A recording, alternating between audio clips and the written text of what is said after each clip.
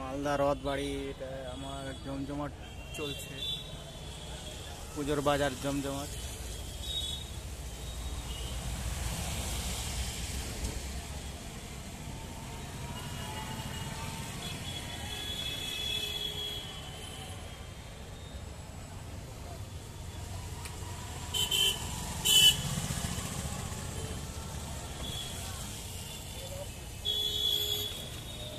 রথবাড়ি মোড়, এটা জানকী বস্ত্রালয়। অটোতে বসে রয়েছি,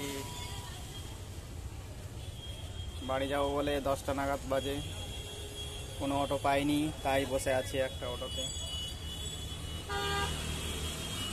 হ্যালো এভরিওয়ান, অনেক দিন হয়ে গেল কারোর সাথে কথা হয়নি ভালোভাবে, বন্ধু বান্ধবদের সাথে। তো এই ভিডিওটা রথবাড়ির জন্য।